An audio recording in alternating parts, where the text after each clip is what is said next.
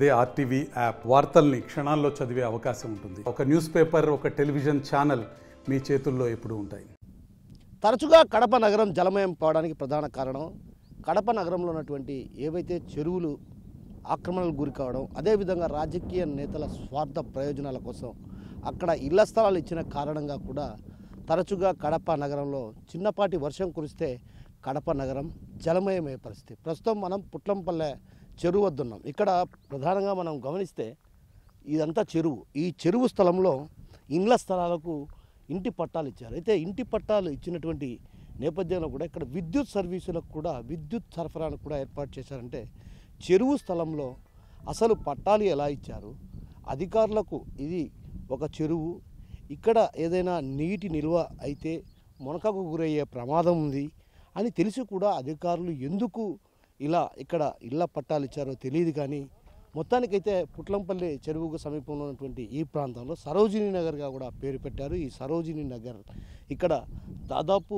ఇండ్లు నిర్మించుకుంటున్న పరిస్థితి. ఇక్కడ విద్యుత్ సరఫరాతో పాటు అదేవిధంగా ఇక్కడ ఇండ్లు నిర్మించుకుంటున్నప్పుడు మరి ఇక్కడ ఉన్నటువంటి ఈ సమీపంలో ఒక చెక్ డ్యామును కూడా ఏర్పాటు చేశారు. అంటే చెక్ డ్యామును కూడా ఏర్పాటు చేశారంటే ఈ నీటి సరఫరాని ఈ విధంగా చెక్ డ్యాముల గుండా సమీపం ఉన్నటువంటి పంట పొలాలకు పంపించే ప్రయత్నంలో భాగంగానే అక్కడక్కడ చెక్ డ్యాములు కడుతుంటారు. కానీ చెక్ డ్యామ్ కట్టారు అంటే ఒక రకంగా ప్రజాధనాన్ని దుర్వినియోగం చేస్తూనే మరోవైపు ఇక్కడ ఇంటి స్థలాలు ఇవ్వడం, అంటే పేద ప్రజలకు ఇక్కడ ఇంటి స్థలాలు ఇచ్చారు. అయితే ఇచ్చినప్పటికి కూడా ఇక్కడ చెరువు, ఇదంతా కూడా చెరువు. ఈ చెరువు ప్రాంతంలో కూడా ఒక్కసారిగా కూడా ఏదైతే వరదలు వస్తే మాత్రం ఖచ్చితంగా వరదలు వస్తే మాత్రం నీట మునిగే ప్రమాదం ఉంది. ఇప్పటికే మనం గతంలో చూసాం 2 సార్లు కూడా కడప నగరం జలమైన పరిస్థితి, సర్వస్వాన్ని కోల్పోయి నిరస్రాయులుగా మిగిలినటువంటి పరిస్థితులు మనం చూసాం. సాధారణంగా కడప నగరంలోని ముత్తుంజయకుంట కావచ్చు, అదేవిధంగా ఎర్రముక్కపల్లె, తర్వాత అశోక్ నగర్ వంటి ప్రాంతాలు కూడా ఒకప్పుడు ఇవన్నీ కూడా చెరువులే. అయితే ఆ చెరువులను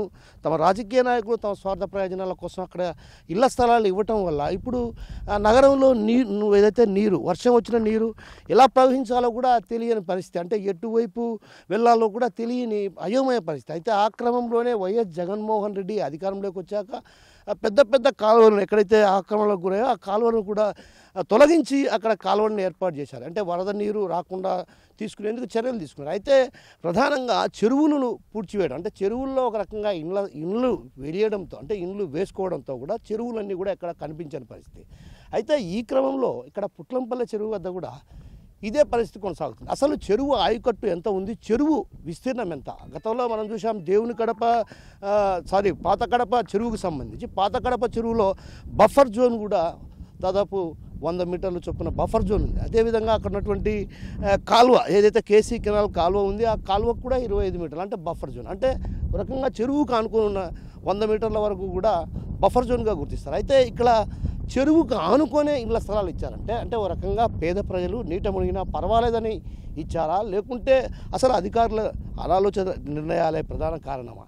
ఇప్పటికైనా అధికారులు ఇటువైపు దృష్టి పెట్టాల్సినటువంటి అవసరం ఉంది. ఎందుకంటే చెరువు ఒక్కసారిగా అంటే చెప్పకుండానే వర్షాలు కురుస్తాయి, వాతావరణ పరిస్థితులు మనం గమనించాం. గతంలో కూడా ఇదే పుట్లంపల్లె చెరువు కావచ్చు తెగి నీళ్లు కూడా ఒక రకంగా గ్రామాల్లోకి ప్రవహించినటువంటి పరిస్థితి. అయితే ఈ క్రమంలో ఈ చెరువులోనే ఇళ్లను నిర్మించుకోవడం వల్ల పేద ప్రజలు కూడా పూర్తిగా నష్టపోయే ప్రమాదం ఉంది.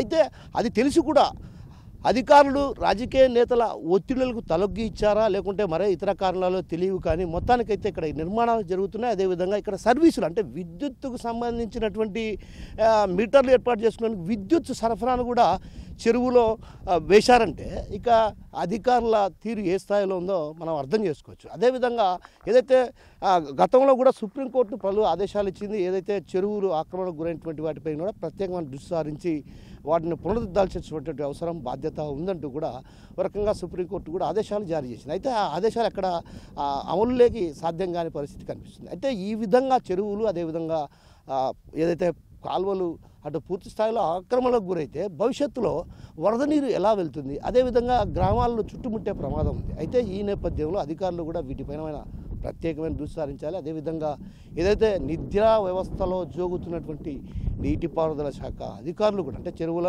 పరిధిలోకి ఉన్నటువంటి ఆయా శాఖల అధికారులు కూడా వీటిపైన ప్రత్యేకమైన దృష్టి సారించాలి. అదేవిధంగా పుట్లంపల్లె చెరువుకు సంబంధించి ఎంత విస్తీర్ణం ఉంది, ఆ విస్తీర్ణంలో ఆక్రమణలు ఏమైనా గురయ్యాయా, ఆక్రమణలకు గురైంటే వాటిని తొలగించాల్సినటువంటి అవసరం ఎంతైనా ఉంది. కెమెరా పర్సన్ హరితో కిషోర్, RTV. మరిన్ని వీడియోస్ కోసం ఛానల్ ని సబ్స్క్రైబ్ చేయండి. లేటెస్ట్ అప్డేట్స్ కోసం వాట్సాప్ ఛానల్ ని ఫాలో చేయండి. అండ్ లింక్ డిస్క్రిప్షన్ లో ఉంది.